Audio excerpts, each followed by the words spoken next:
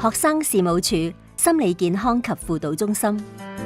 學生事務處嘅心理健康輔導中心咧，入邊咧有一啲專業嘅同事啦，包括係啲臨床心理學家咧，咁佢哋都好樂意咧係聆聽大家嘅問題啦，咁亦都舉辦好多唔同嘅活動啦、講座啦、培訓課程啦等等啦，亦都訓練咗我哋一班咧係朋輩嘅輔導員咧喺校園裏邊咧係散播一個正能量啦，係幫助有需要嘅同學嘅。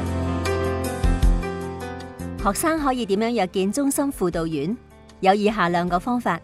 方法一，網上預約。學生可以登入心理健康及輔導中心網頁，按左手邊預約輔導服務，並輸入學生資料作登記。方法二，學生可以致電39437208或者39433493預約。預約之後，學生可以喺預約時間早10分鐘到達中心。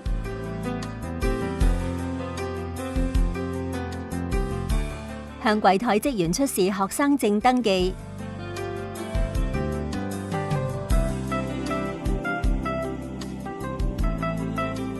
然後填寫一份使用服務同意書。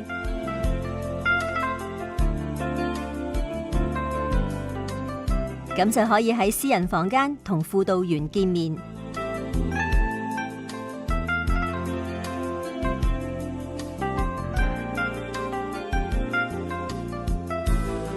心理健康及輔導中心嘅服務範圍十分廣泛，包括精神健康教育、心理輔導服務、情緒健康推廣以及成長學習支援。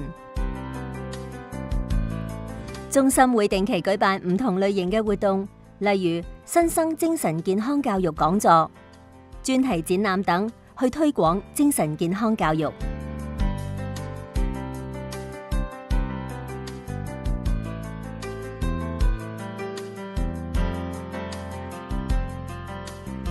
中心為中大同學提供個人及小組心理輔導服務，協助同學適應大學生活，解決疑難及促進個人成長同埋發展。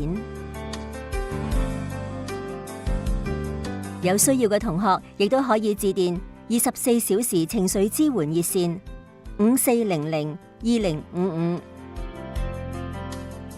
另外，中心致力推廣情緒健康工作，例如舉辦中大友情考試前派雪糕打氣活動、精神健康推廣日、手作乾花減壓工作坊等等。